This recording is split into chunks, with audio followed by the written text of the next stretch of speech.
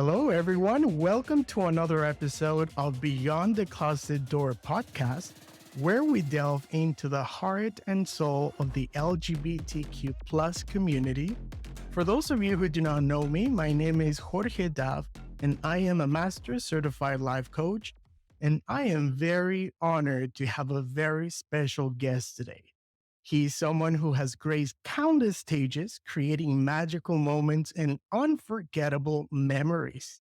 My guest today is a trailblazer in the world of entertainment, and all of you must know him. His name is Nathan C. Paris. Welcome, Nathan, and thank you for making the time to share your story and your journey with me and my audience. How are you? How is life treating you? Hi, how are you? Thank you for having me. Everything's been going well. I've been getting ready for a contest coming up next month, so my time has been focused on the contest and, of course, work, work, work. Oh, I know. And I'm going to ask about all that work because I can see that you are a very busy bee. Yes. I always start the purpose of the podcast is for people to get to know the guest, to get to know you, the person, because sometimes when people see you on the stage, they see, oh my God, host the MC, how cool. But there's a person behind that, which is the motor of everything you do professionally. So I want to get into that first and then move to your professional self. So, can you tell us a little bit about your upbringing, your childhood, how it was? How did it shape you to be the person that you are today? And tell us a little bit as well about your coming out story. Okay, well, so I am the youngest of six. I was born in Harlingen, Texas. When my mother had me, she was 38 years of age. So I was the baby of the child of the family. So I come in from a Latino family background. So my parents are pretty old school when it comes to traditional values. And growing up, I had a really good childhood. You know, my father was a hard worker, and he owns a business that he's ran for many years in a tax office. And my mother is an at-home wife, and she raised us growing up as well with my father. I had a really great childhood growing up. You know, I was involved in a lot of extracurricular activities growing up in school, and I had the support of my brothers and sisters. Um, Growing up, so I always knew I was a little bit different. So coming from the background that I come in with my family, it was a little bit more difficult coming out because she's a little bit more old school. My mother and my dad is more of a you do what you do, and I support you kind of guy. So growing up was definitely very interesting to say the least. But I will say that I'm very grateful to have been raised by the family that I have been raised with for the last 34 years of my life. That's amazing. So, you did have the support of your family from the get go. Well, okay, so with the way it works with us is like you we don't talk about it when I was growing up, but they all knew. so so we never really talked about it until as I started getting into like junior high, and then my mom had asked me one time. She was like, if there's anything you need to tell me, you can just let me know. And I was like, nope, nothing. And then maybe a week later, I was like, I think you know. And she was like, I know. I never really had to actually even say it. And she kind of was just like, I support you, and, just be careful, and, um, you know, do what you do. And then my dad was kind of like, I've never worried about you being gay or not. It's just as long as you're happy with the way you live your lifestyle, then we support you. And, that's how it kind of happened. But when I started in the scene, fast forward to like towards high school, I started venturing out when I was 16 years old. So at that point, it's when it all began. And at that point, they were pretty supportive when they started seeing the path I chose to go to as I became an adult, which was entertaining. Nice. So, you started at 16. Yes, I started at 16 years old. I started off as a backup dancer and then worked my way up to performing and then competing and then hosting. Wow. So, you did mention about being gay. So, is that how you identify yourself as gay? Yes, yes, I do. Gotcha. So, did you have the support of your siblings? Because I know the siblings can be a different story Um, sometimes. Actually, my sister is a lesbian. So, yeah, but she didn't come out till probably like 6 years ago, and she's older than I am. But it was one of those things where like we all knew, we just never discussed it.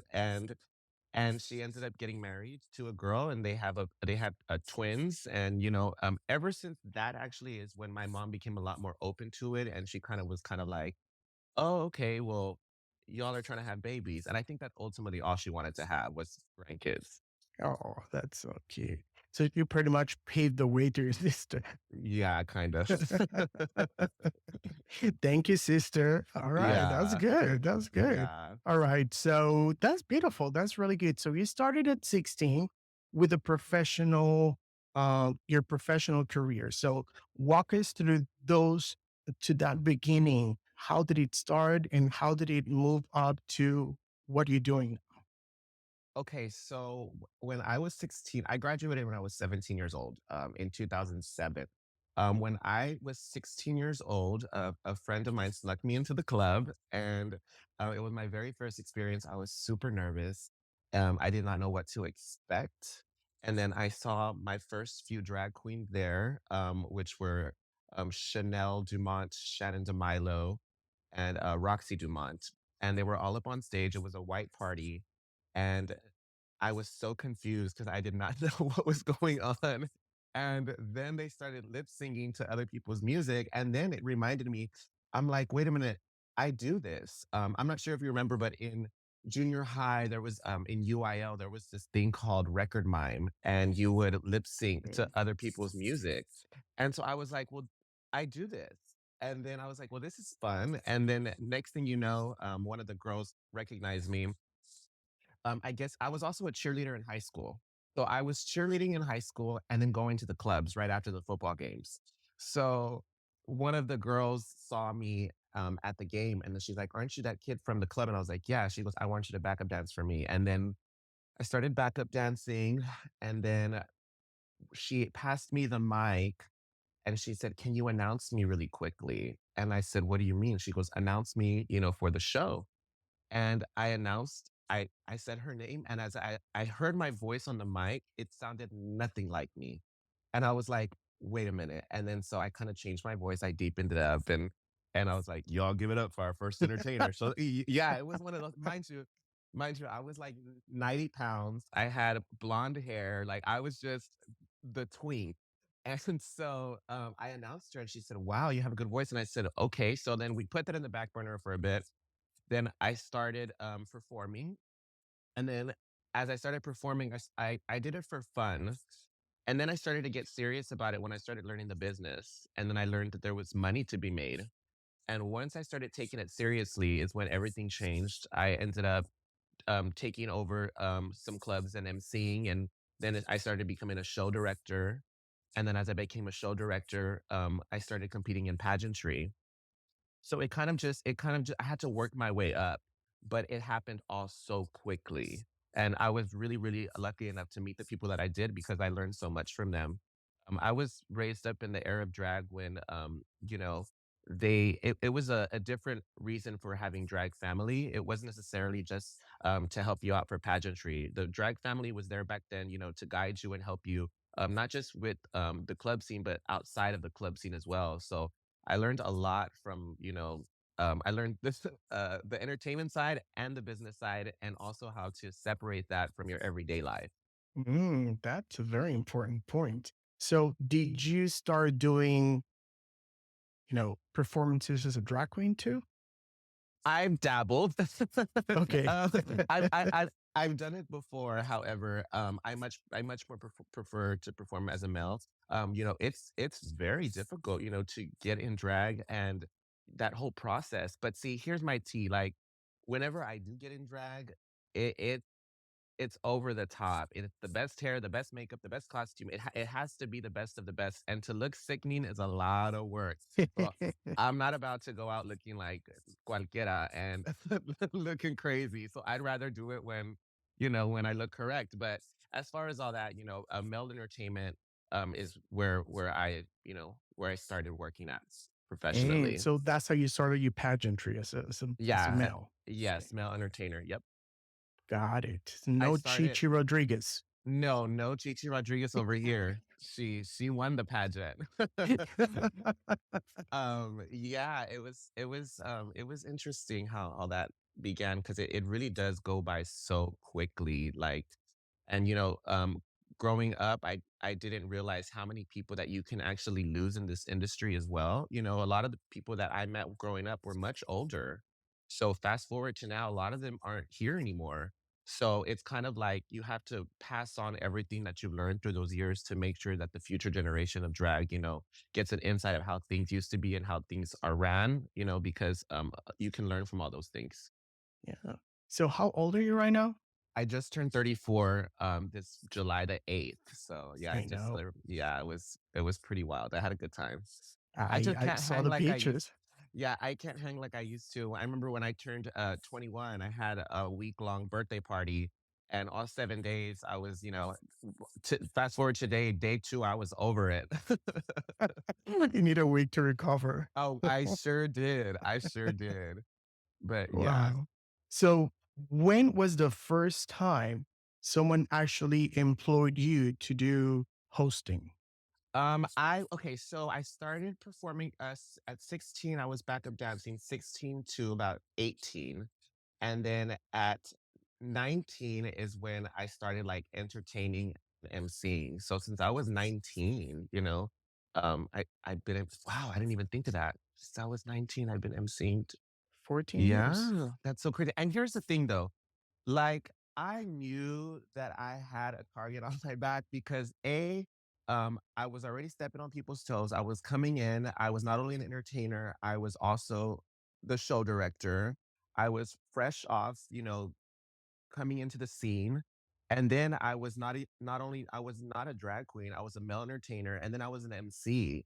So I knew, like the saying goes, there's always someone younger and hungrier trying to get your position. However, I never thought like that. But as I started growing older, I was thinking like, damn, I can't even imagine. And growing up too, like at the beginning stages, I thought I was everything. Like thought I was flawless. And now that I think of it, I was like, well, no. I was like, I had, like I was good at what I did. I was good at show directing. I was good at hosting. However, I had a lot of room to grow as far as entertaining and performing and, building my brand and costumes and all that extra stuff that comes with it. So, yeah, it was interesting, in the scene going up because it's really tough in this industry. What you won't do, someone else will do for half the price. So you kind of, have to make sure that you're respected in this industry and, you know your craft well enough to be respected. So are you currently doing the hosting, emceeing plus the directing, or are you just solely focusing on the Yes. hosting? No, I'm hosting, show directing, I'm emceeing, and then I also produce different events and different types of, for example, I'm the CEO of the Men of Texas calendar. And we've had this calendar for the last 3 years, and it highlights 12 male entertainers from throughout the state of Texas that have any type of influence in the community. And so this is the third year that we've had it. So I'm the CEO for that calendar, and it's been produced really, really well. We've had showcases throughout the year. And in fact, we have a show this Saturday. It's called the Men of Texas All Stars. And I got 12 guys from the last 3 calendars to put on a show, and it's just to highlight male entertainment. Because, I've always felt it was really important to highlight the male entertainers, because, although drag is very, very important and, it's definitely something that is needed, I also feel the same way about male entertainment. Yeah. So that's why I try to produce all these types of events.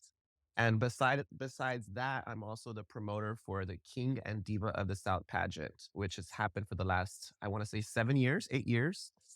And that's been going really well. We've had a few formers that have went on to go onto RuPaul's Drag Race, and we've had national title holders, we've had state title holders, we've had all kinds of our royalty go on to do really, really big things. So that's another thing that I focus on as well. Look at that. So just for the audience to know, when he said this Saturday, can you give us the date?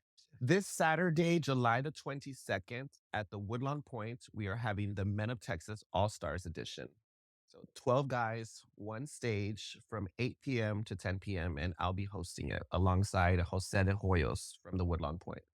Nice. So there you go, audience. So let me ask you this because I mean, you do a lot of things, not just like getting up on stage and like getting the microphone and just hope for the best.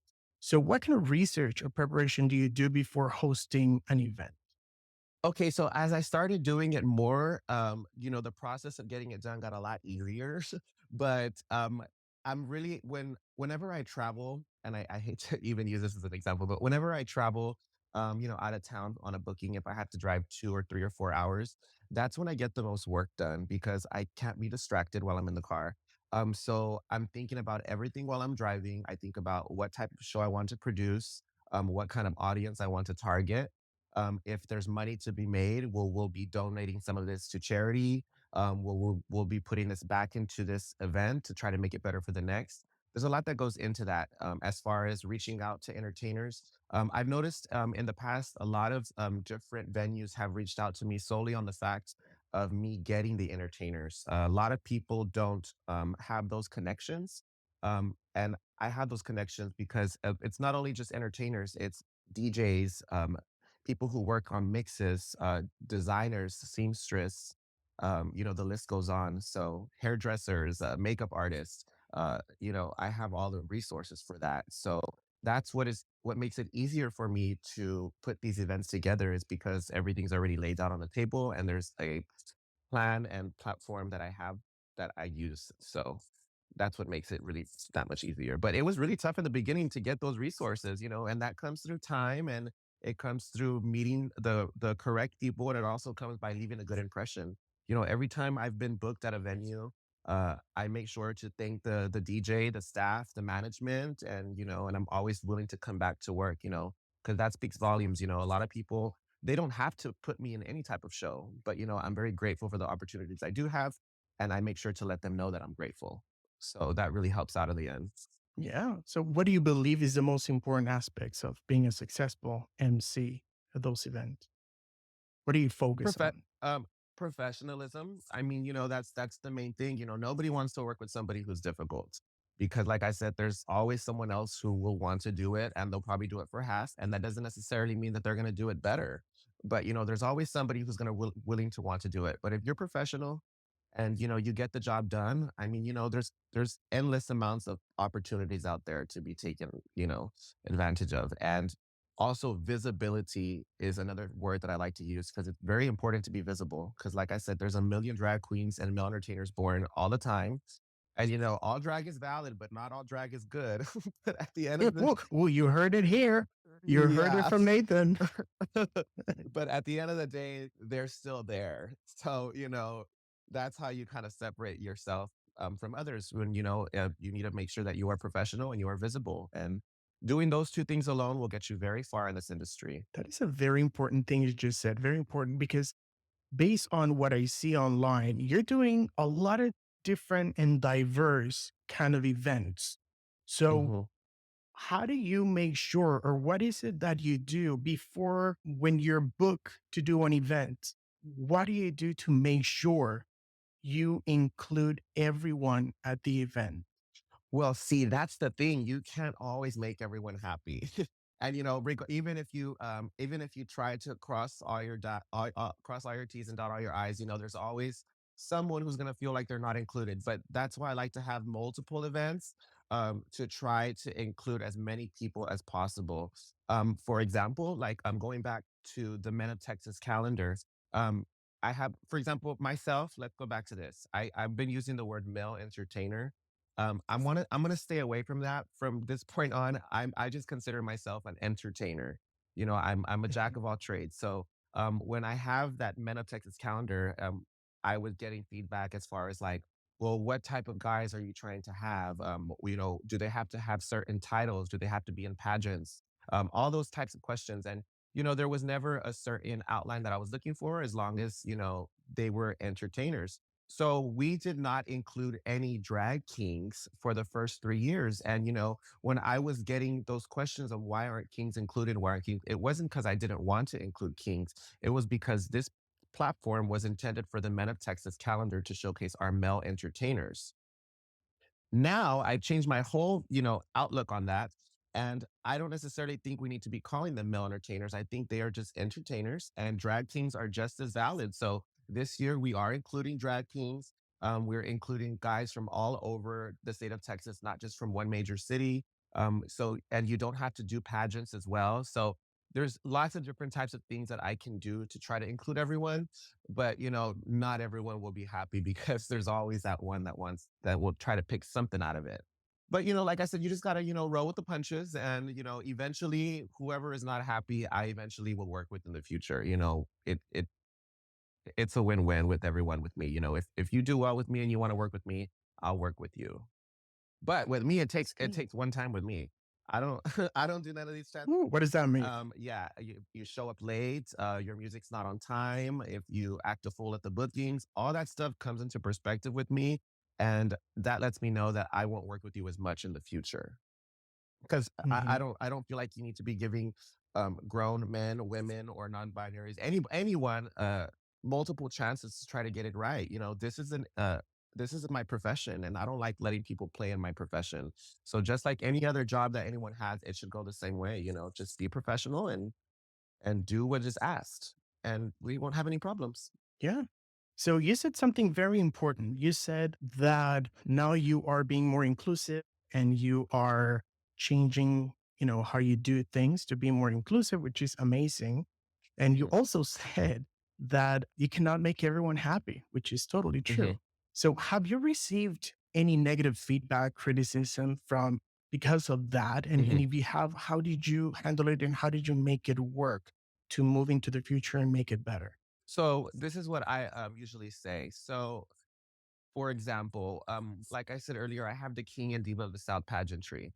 That pageant alone is anyone's opportunity to get their foot in the door with me. If they want to work with me, I need to be able to see that.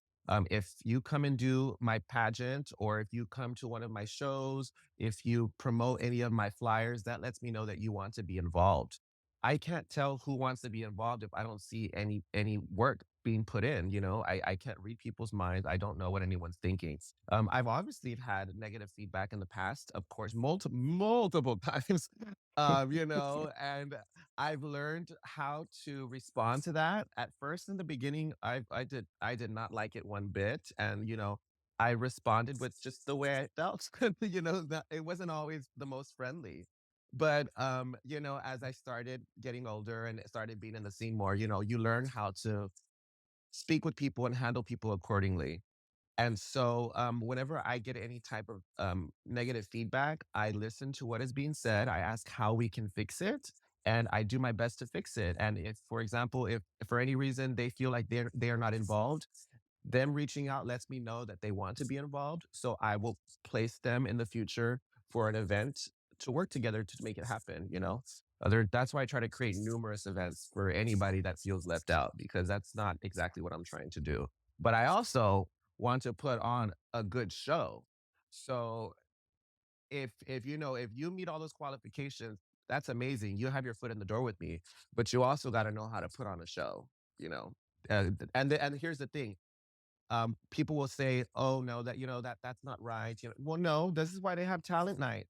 This is why they have those types of events. To highlight entertainers. Take advantage of those types of events, because that's what I did growing up. In this industry, I needed to get my foot in the door. They were not going to book a male entertainer. It just wasn't a thing. I went on to do a newcomer of the year against a bunch of drag queens. I was the only male entertainer. I represented the month of March. I won my month, and then I ended up winning newcomer of the year and beat out the drag queens. So you have to put in the work. This is why those events are being held. So I just wish more entertainers would take advantage of those events, because sometimes I see open talent nights and not a stitch of contestants, and I'm like, there's more posts about wanting to be booked, and there's less contestants at these events. What do you think the disconnection is? I'm still trying to figure that out. You know, because it could be numerous things. Also, let's get real serious with the way drag is now. Drag is very expensive. It's very expensive, and clubs are not paying what you spend in your drag. There's numerous people that make this their profession, which is absolutely amazing. Many people can do this. 10 if you're good, 20 if you're great, 30 longevity is key, and you're doing really, really good in this industry. But not everyone can live off this profession. So drag is very expensive. So I feel like the cost of drag is what hinders a lot of entertainers from competing for pageantry because you spend thousands of dollars. Well, look, you'll spend thousands of dollars if you want to come correct.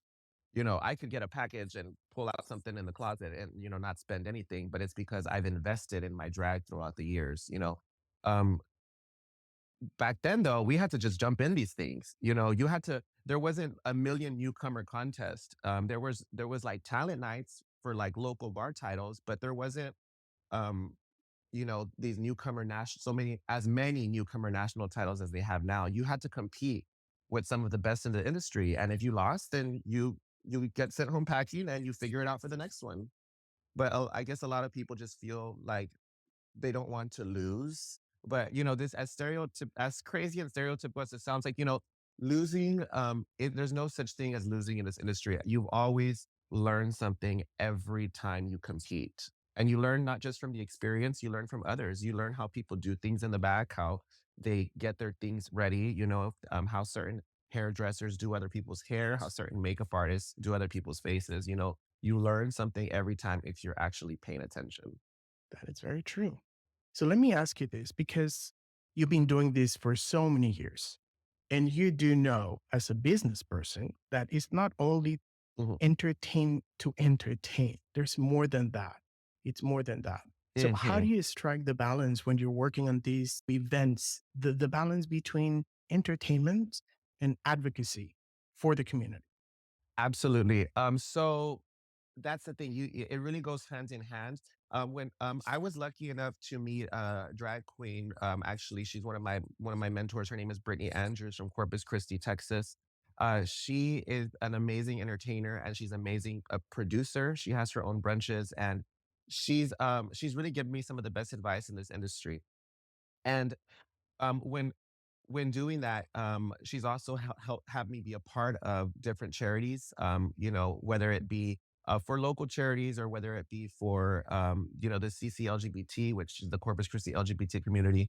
And we have to make sure that every type of event that we do have, we have to think of others. So if there is something that we can do with an event that I have to where we donate ticket sales to a certain charity, or if we can have certain types of performances that are dedicated to this event, that's what we have to do. But you have to find a balance for it because you can't get lost in it because the community is what really supports what we do as entertainers because we cannot do this without our community. So when our community asks for help, we need to be the ones to offer that help as well because it works both ways. And it's really tough nowadays with everything that's been going on in the world. So we need to make sure that we are strong and continue to help each other out in times of need. Absolutely. And also, I mean, being completely and brutally honest, we know how sensitive the community can get and be Absolutely. sometimes, especially when things don't go their way, right? So, Yes. what role do you believe the LGBTQ events that you're directing, that you're promoting, that you are hosting, emceeing, play in promoting inclusivity and acceptance within the same community? Well, that's a tough question only because, you try to include everyone and you try to be very inclusive, but people are only going to reach you halfway. We can't force everyone to come to these events. We can't force anyone to think a certain way. All we can do is try to continue to promote these events and promote inclusivity to make sure that everyone feels accepted. And, sometimes people take longer than others for their own reasons. And, that's totally okay, but they need to know that there are these opportunities and platforms to have in case you need to fall back on. Yeah. What do you think the audience should focus on As far as what? as far as being completely open, receptive to what you on your end you're doing? Because you are the one carrying the whole event. If you suck, the whole event suck. Mhm. So you have a lot on your shoulders. Yes, and that's a huge thing. So from your end, from a host end, as diverse and different the audience is, you are like a director for an orchestra. Think of a bad event, but not from your end, but from the audience because of hurt feelings, because they didn't get what they get? What do you think they should do or focus on in order to have a good event? Oh, yeah, yeah. Yeah, see, that is all trial and error. You know, you cannot guarantee an event that will go absolutely as smooth and successful as possible. Sometimes you have bad events. And what I mean by that is sometimes in the audience, they aren't, feeling the show. But at the end of the day, everybody who comes out to my events or any event that I'm a part of is because they want to go and be a part of that event. It's been very seldom that I have any type of people that go to bash the events. A lot of the times they're just going to have a good time. But if there is a reason why anyone may feel like some type of way with anything that is said, for example, when I announced, how are y'all doing, ladies and gentlemen? Nowadays you just can't say ladies and gentlemen because not everyone identifies like a lady and a gentleman. Exactly. Yeah. So, I've changed the way I announce my openings. I've also changed the way certain jokes that that I have. But here's my deal with me is you get what you get. I don't a lot of the stuff that I say is not even planned. I just say it. And sometimes it's a hit and sometimes it isn't. And when it isn't, note to self, I won't say that again. So I could come off, as either you're gonna really love me or you're gonna be like, I cannot stand that little, yeah, So, Yeah. but yeah, I really try my best to try to make everyone happy. But sometimes people are just having a bad day and they're just not wanting to hear it. But like I said, everybody, you have to know the audience that you're targeting, and everybody who comes to the show is not going to just feel like a negative Nancy. They're going to have a good time. So even if Right. they're not trying, if they don't understand a joke or two, the bar is right around the corner. You can order yourself a cocktail, enjoy the show. Yeah. I So mean, there's just so much you can do as a host. I mean, you can lead a yes, horse to water, but that's enough. That's as much as you can do. But that's the yes. audience, right? The audience, they pay mainly the entrance fee and they sit down, whether they like it or not, clap or not, does Mhm, their thing, is the mhm. audience. We have to respect it.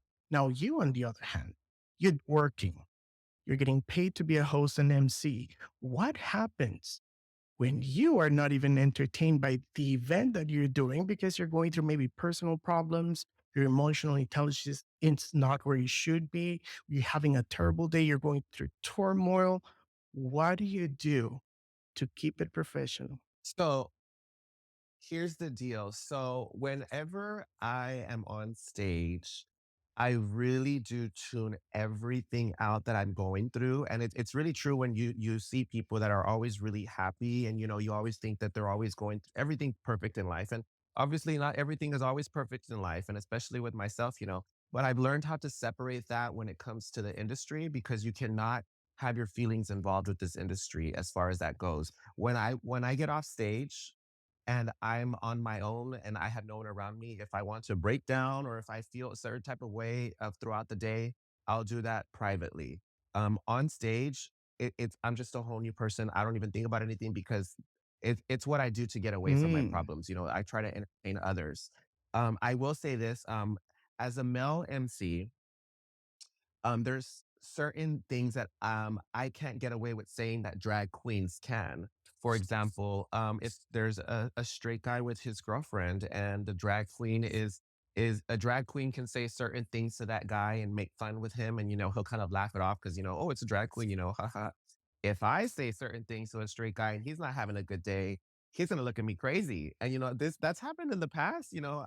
I've said certain things and I've seen the girl there and I'm like, oh, this is this your dude? Yeah. Oh, I saw him here with another girl last week. And a drag queen can say that and he'll be like, oh, and he'll look at me like, what did you say? But what I kind of what how I play that off is, I relate to them and I always a joke that I always say is, I'm actually straight. I just do this to pay my child support. And they kind of just break the ice. And after that, they're kind of cool and they're like, oh, okay, all right, he's not, because some guys also don't like to be bothered. If they're going for their girlfriends, that a lot of times their wives or girls are the ones that want to go and see the show. But you'd be surprised some of the guys that end up leaving out of there after that. They're usually all for it after that. But to answer your question though, I really do try to I tune out everything that I'm going through whenever I have that mic in my hand or whenever I'm performing because if it shows on like if I'm showcasing my feelings like that, it's gonna show on stage. And nobody's trying to go to the club to hear anybody cry or to hear anybody, give their problems like that. Nobody's trying to Sure. do that. We're all going through things. So, do you have any rituals before an event to get you in the mood to prepare? You know what? So I drink. So I I I do drink. So I do have my little cocktails, and I do make sure that if my costume is correct, I feel correct, and when I feel correct, the show is correct. So when you look good, you feel good. So my ritual is to make sure that I have the fashions and I look presentable on stage. And that to me alone is my ritual because that lets me know that I'm going to have a good show. If I'm not feeling my wardrobe, it ruins my feel of the show because I'm like, I don't feel like I look the way I want to look. Two questions. What is your drink of preference? What do you like to drink before a show? Do you have a preferred drink? Oh my gosh, that's so not good. So we Fireball. Okay, so basically, I work at PBD's in McAllen, Texas, and we have it's just I don't know why I don't even like it. I just drink it. Fireball, and when I go out of town in Texas, people are charging $1 Fireball. I'm like, what is in this Fireball that it is $1? So I just got used to drinking it Fireball and vodka water Ew. because I swore well, see, I was drinking numerous things before. I was drinking rum and coke, vodka cranberry. I was drinking all kinds of stuff. But then I started drinking vodka water because I swore I was on a diet. But then I was like, well, that doesn't work when you drink vodka water and then devour an orden of tacos outside, like after the bar.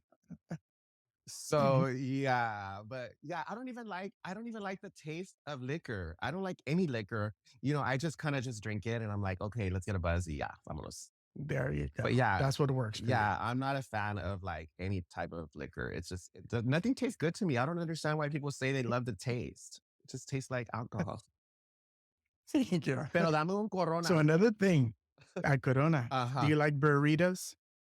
What's Or are you not oh a margarita? beer drinker? The only thing I'm gonna drink is the Coronas. That was my very first beer that I ever drank in Progreso when I was 15 years old, and that's all I ever drink. I said, All right. So now you know if you are at an event or at a club and you see Nathan, just give him a Corona. He'll be uh-huh, happy with that. con Or trechas. vodka and water. All right. So now you talk about your wardrobe. Mhm. I mean, that wardrobe is it's impressive. How how soon do you know that's what I'm going to wear before an event? And who makes your attires, your wardrobe? So my drag father is Rico Cavalli, who resides in Hidalgo, Texas. He has been designing for numerous entertainers for years, from anyone from RuPaul's Drag Race to any type of national title holder or any types of events. And I have like 90% of my costumes are made by Rico Cavalli, and so he sews all of my things. He designs it. He does all of that. When it comes to picking out what I want to wear, my brand has changed through the years so much as far as what I wear. When I first started performing, back then it was a thing. All the guys would wear sleeves, and it was just sleeves, no shirt. It was sleeves with some jeans and some spray paint and mirrors. That was the look back then. And so I wish it was still a look because I would save a lot more money. but but Make it a look. Okay, I may have to bring it Bring it back. back. So that was the look. Yeah. And then later on, I started wearing I started wearing some like bodysuits. And then I started wearing pants, like a pants and a jacket look. And then as I started getting a little bit more established in the industry, I started getting coats made. And then after that, it was a wrap. I just wanted everything needed a coat, everything needed a cover up, everything needed some type of reveal. So Rico makes all of my stuff. And now I like to dabble in grand flamboyant type of drag, because I'm not I would like to also say this, a lot of the times, um this has been a debate on social media for years now, and with male entertainment, a lot of the old school queens, which is fine, would like to say, where are the male entertainers, where are they? They're so feminine nowadays. They don't show body. They're not stripping, because a lot of the male entertainers back then were were mostly strippers. They kind of just had no shirt and come out a little thong. And it was, but as the years progressed, we started wearing costumes and then started adding the rhinestones and then the sequin. And, drag has changed so much throughout the years. And it's the same thing when it comes to male entertainment. The aesthetic has changed throughout the years. So I don't necessarily feel like you have to be really, really masculine as a male entertainer. If that is your aesthetic, by all means, everybody has an aesthetic and everybody has a brand that they're showcasing, and there's an audience for that. There's a very large audience for that. However, the type of drag that I like to showcase, I know that I'm not about to sit there and walk around in a jock strap and a harness and call it a day. That's not my deal. I like the fashions, I like the fabrics, I like the drama. And also because I perform with so many drag queens that have costumes that are worth thousands of dollars and, feathers and headpieces. I'm not trying to perform next to the next queen looking like a dollar. Like, I'm going to look correct. So I like the bigger, the better is what I like to showcase. Nice. Do you have a favorite one? Oh, no, I don't. I love them all. I love them all. I love them all. I love them all. I just Is there one that you gravitate towards to more than the others? Well, actually, I just got my last costume made was my birthday outfit, and it's a coat. It's a black coat. It has some spikes and shoulder pads and fringe and rhinestones. And I also here's my deal. I call that when like my lazy number when I don't want to do much. I just put on my coat and I twirl around, and that's what you get. But if you see me put on a bodysuit or like something of that nature, then I'm about to dance. So, you know, Well, that's yeah. good. Nah, you Y- heard it here, everyone. If he's lazy, he's wearing a blazer. Uh-huh, uh-huh. Like last night, I worked last night in the show and I wore a dance outfit and I did a full on dance number. When I tell you I was on stage, I was on fire. As soon as I got off that stage, I went to the back, laid on that floor, got the fan in my Oh, face, wow. and I was like, get me out of this now. I could not breathe. I got too comfortable with those coats. Oh my God. That's awesome. That's cool though. So tell us something that we don't know. Tell us something about you when you're off stage. Any hobbies you like to do that a lot of people may not be aware of or know of? What is it something what's something you like to do when you're completely not thinking about work? So here's the thing. So I'm always surrounded by people in the industry because I'm always working in the industry. I work 5 nights a week. So I only have Mondays and Tuesdays off. I don't like to speak to anyone. Like I like my alone time. I like to go to the movies. I go to the beach. I mix music. I like to hang out with my family as much as I can because I'm always gone in the night times, and sometimes I'll miss a lot of our family events because I'm always traveling. So whenever I get to spend time with family is when I like to cherish that a lot. But other than that, oh, I also, which I'm getting back into, when I was in high school, I was a cheerleader, and I was a cheerleader for a few years, and it was a really, really big passion of mine. Gymnastics and tumbling was a huge passion of mine. So I recently just got back into it again.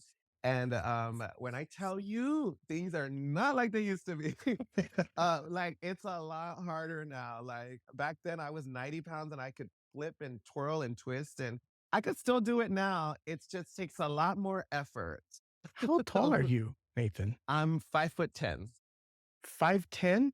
Mhm. And you were how much did you weigh?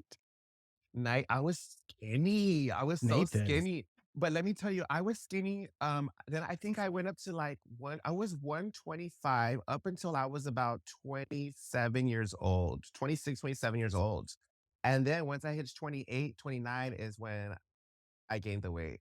I was like, Like what, uh-oh. 5 pounds? Come on, No, Nathan. I gained well, look, I weigh right now, I weigh 160. And this is the biggest I've ever been like, which is I don't consider myself, big at all. But this is the largest that I've weighed. And yeah, it's like it's mind you, I was that kid that was very that, and I would be like, I know I'm gonna be skinny forever. And I could eat whatever I want, and I don't gotta work out. I have a fast metabolism. Yeah, that's out the door. Now I Oh gotta my. work out. I hit the gym now. Now I gotta actually do something. I mean, plus all the dancing that you're doing and moving. I mean, every time Well, you work, I'm sure you yeah, lose that weight. helps. Yeah, that definitely does help. Pero la cerveza, it does not. Oh So my God. that's Oh, yeah. When you hit your 40s, everything will be different. ay, no, hombre. I need a little, I'll just do a little nip and tuck. We good to go. Oh my God. That is funny.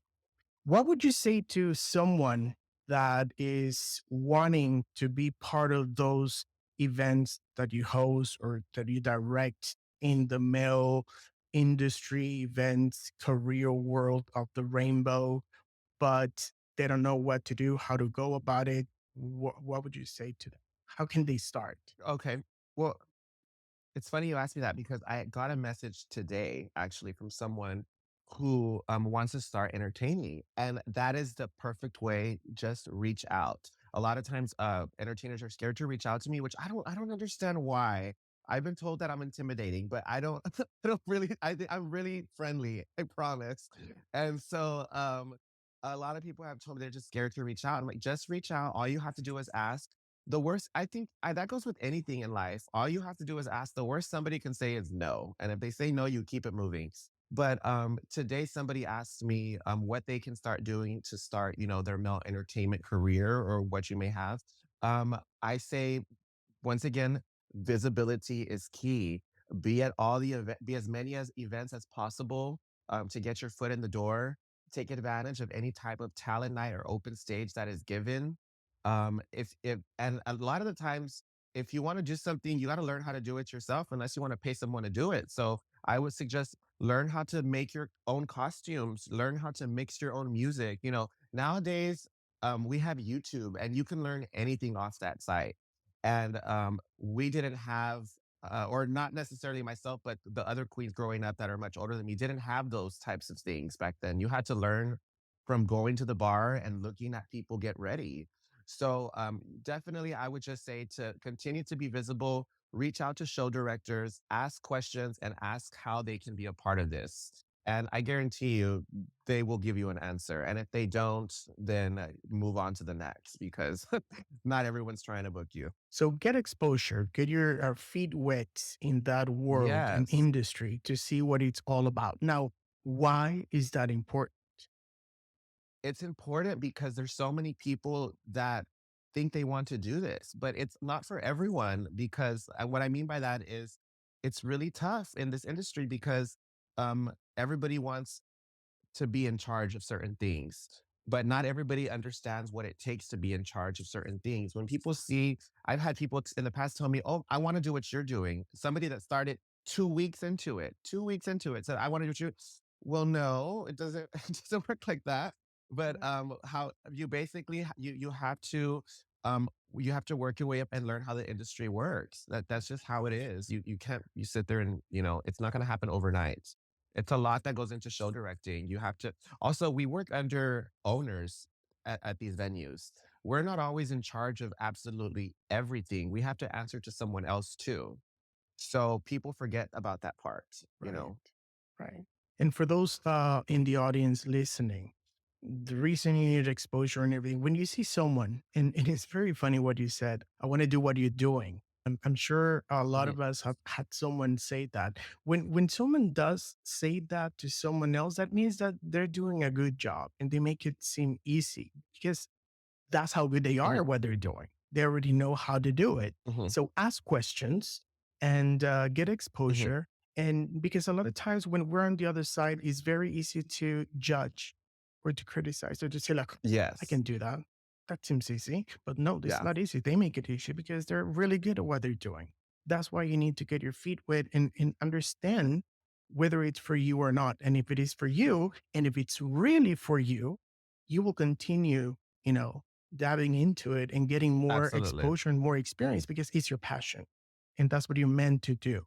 But Yes. if it is not, you'll Mhm. realize soon enough that, you know what, I'll rather just sit as an audience and enjoy it because it's not for me. Yeah. So, Absolutely. And if you want to still be involved, you can still be involved without entertaining. There's all kinds of ways of being involved. You can be a promoter, you can be a judge for a pageant, you can be a backstage assistant. There's numerous ways to get into this industry. besides just Yeah. entertaining. Because I also learned a hard truth later on, as I started growing older. I'm not going to be able to be doing this for years and years and years to come. There has to be some type of steady income because none of this is promised, day after day. All these clubs can shut down. So I had to learn what will I do to make sure that that bag is secured. So I started learning, how to have these types of events to try to make some type of income out of these events, and investing in the type of quality of drag that I produce. I make it back by being booked at numerous events, and then I learned how to be in charge of events to where I can charge a cover, I can do this, I can do that. You have to make sure that the business side of this, because you know it's very expensive to perform, but it's also not promised to you. So you always have to have a plan B, C, D, E, F, G, and so Yeah. on. Now, let me ask you something. Do you have an intake form for all those candidates that are interested For what? for becoming a male entertainer and they just have basic questions? Is there a form that they can fill out to answer those questions and then take it from there, the next step? You know what? They don't. There is no rule book when it comes to drag and entertaining, but there are ways to go about it. And like I said, it really is trial and error.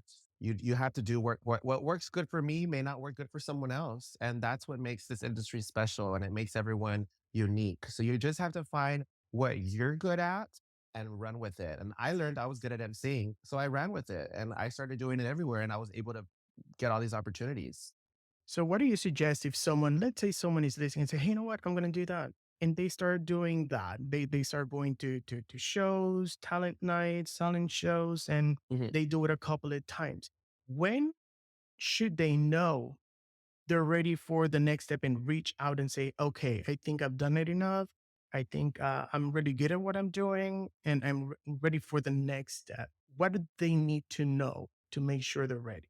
I think the best way, and I've always promoted pageantry, is to compete in a pageant or a contest. And the reason why I say pageant or contest is because people like to say pageants are for drag queens and contests are for male entertainers. But it's all under the same thing.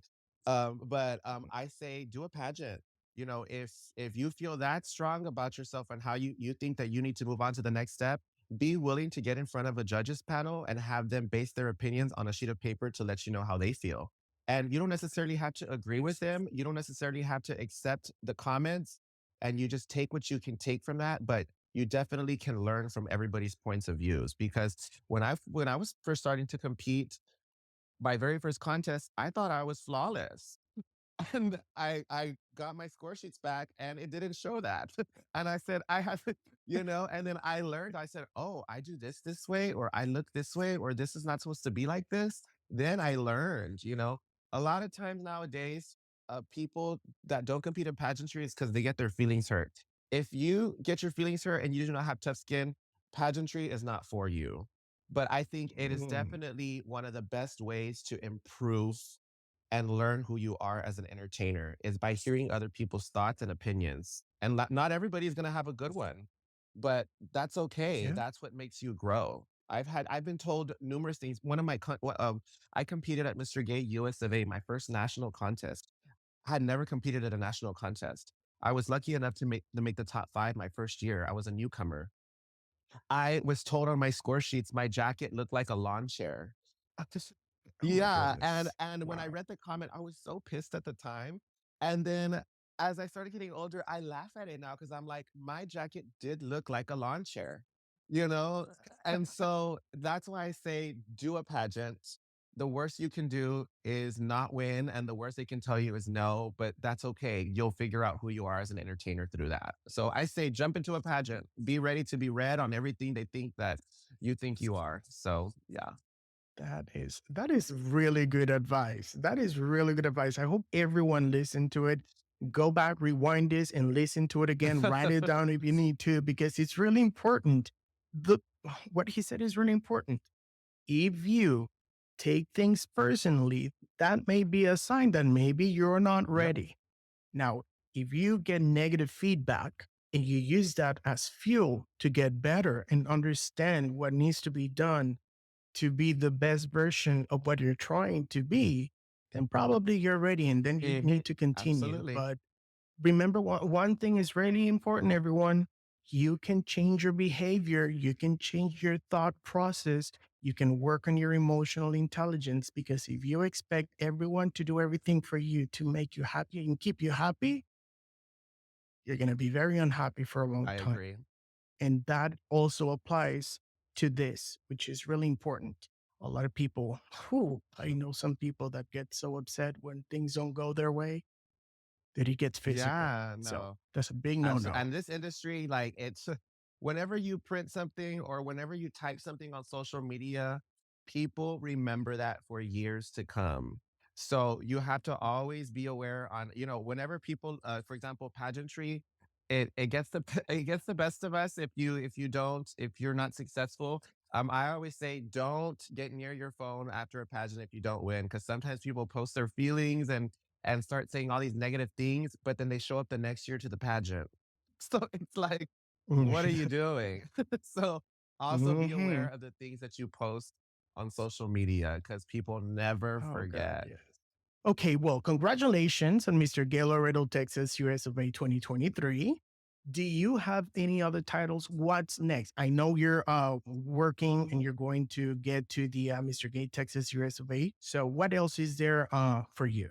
So here's the plan. And you're hearing this first. I have not said this publicly yet, but I'm going to say this publicly after the contest. So, but I mean, it's fine. It's going to get out now. So I've been doing this for about 16 years now. I want to start doing other things. And what I mean by that is I've competed in pageantry for a while now. I've won, I'm a former Mr. San Antonio, Mr. Corpus Christi, Mr. Sparkling City. I've won numerous bar titles, regional titles. I'm a former Mr. Texas America, Texas All American Gent. When I started competing, it was in the US of A system under Craig Henderson, who is no longer with us. Rest in peace, Craig. I started in the US of A pageantry scene. I learned a lot. I learned so much.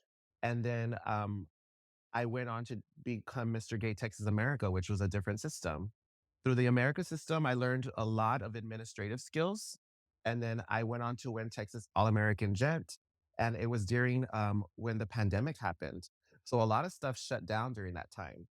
And in that time, I learned how to move forward and still continue to reign as an entertainer, even though things are shut down. So fast forward to now. I'm returning back to Texas US of A pageantry because it's where I started. I'm Mr. Gay Laredo, Texas US of A now, which is phase one of three. The second phase is Mr. Gay Texas US of A, which is going to be happening August 23rd through August 26th in Houston, Texas. Should I be successful as Mr. Gay Texas US of A, I go on to compete for Mr. Gay US of A, which is the nationals. Um, I have decided that I am going to be retiring from pageantry after this contest. When I am done with the US of A system. So, should I be successful in winning the state contest and national title, I will continue and fulfill my reign and make it the best year possible. And then I will be retiring from pageantry after that because I want to start focusing on other things and other types of events. I kind of want to start an entertainment company. I want to do a lot of things. I want to start traveling more and, getting into the entertainment business, not only within drag, but also in the mainstream world. I want to go bigger and, I'm not getting any younger. So I am planning to retire from pageantry after I am done competing in the US of A system. So that's what I got next. But that just because I am retiring from pageantry doesn't mean I'm not going to be in the entertainment industry. It's just, that chapter is going to be closed because, I'm really happy with what I've done in the pageant world. I've been able to host pageants. I've been able to be a judge. I've been able to be a contestant. I've also been a contender.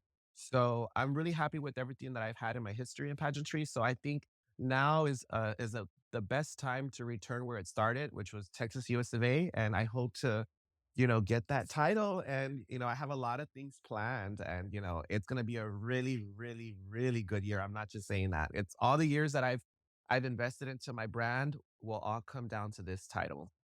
Oh, yeah, you've been preparing for years for sure. Yeah, So and I let me said, ask you this. yeah. What are the biggest lessons you've learned from the pageant to Aurora so far?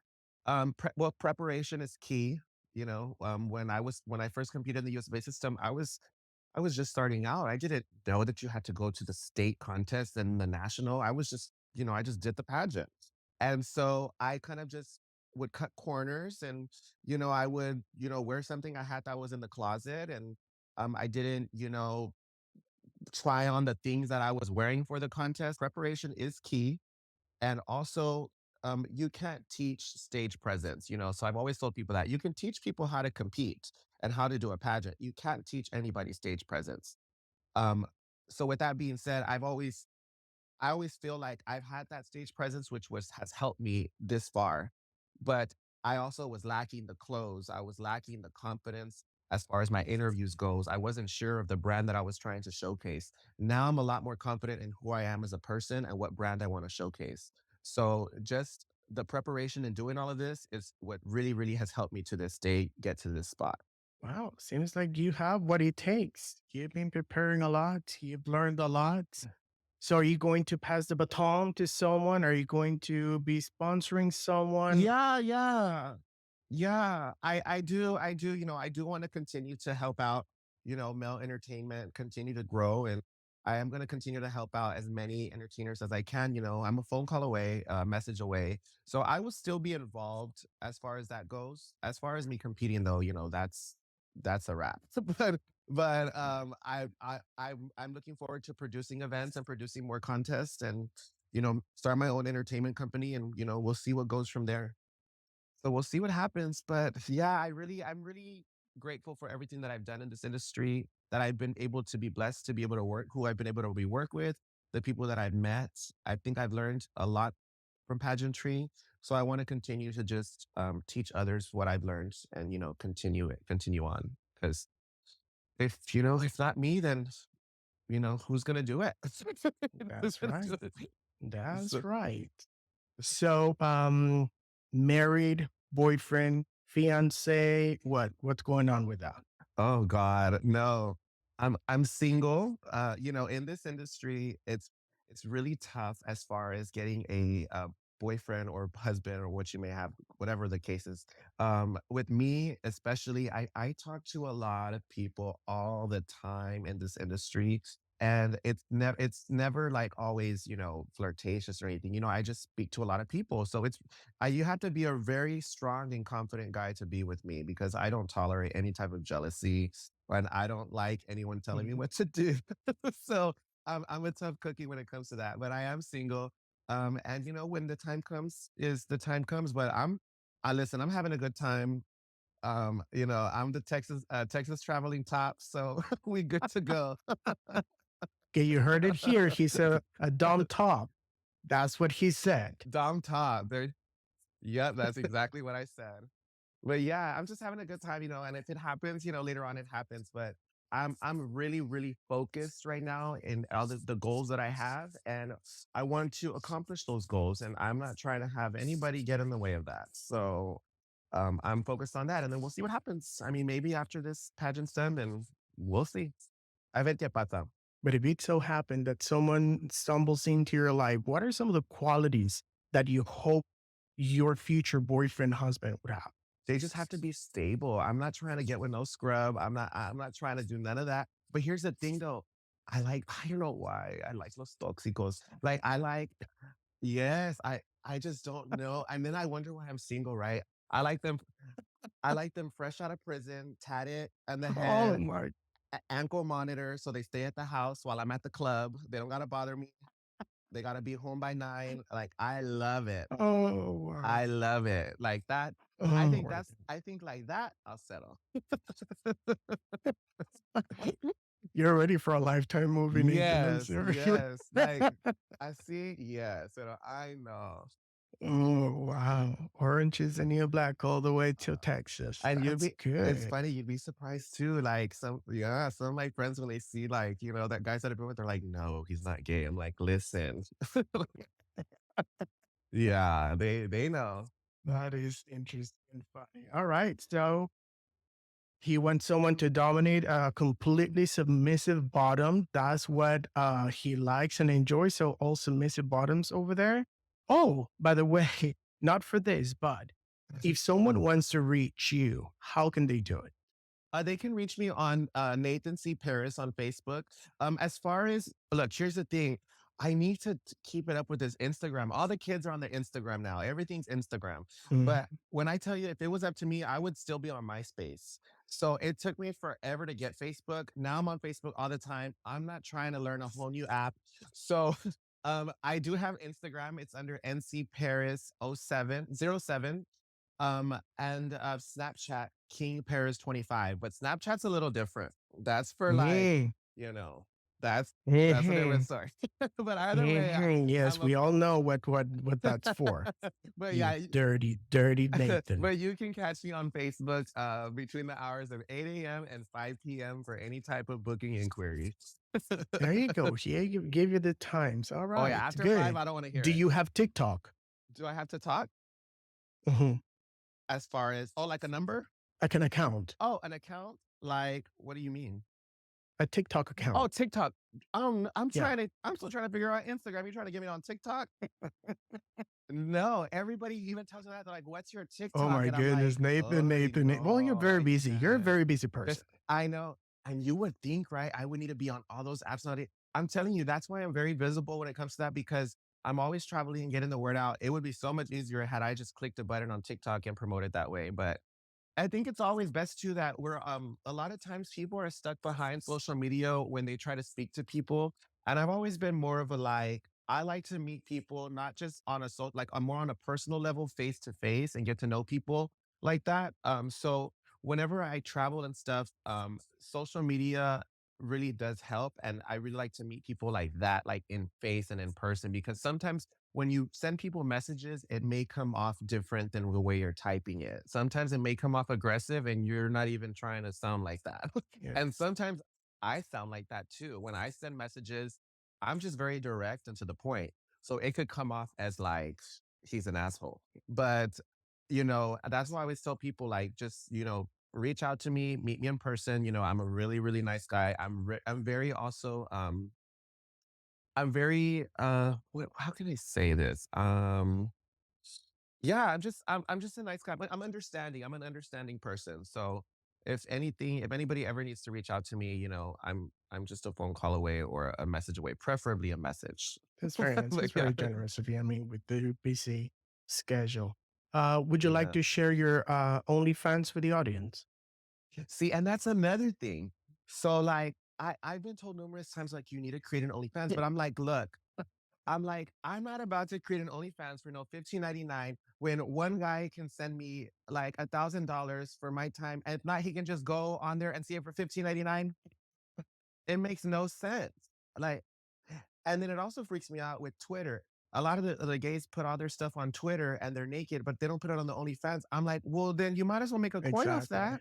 Exactly. So I've never understood that part. But I don't have OnlyFans or Twitter. I don't have any of that. If you want to see it, you got to see it in person. There you go. There you go. Now you heard it. So if you hear from someone that he does have one, he does not. No, I do not. I do not. And He if I does not did, have. it would be fiercely promoted.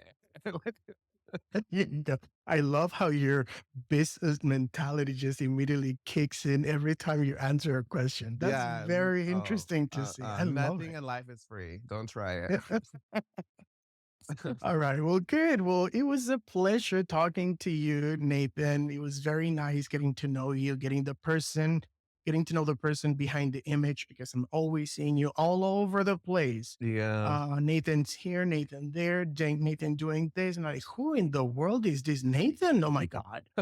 And wow, it's really, really impressive to hear about everything you do and your passion for what you do.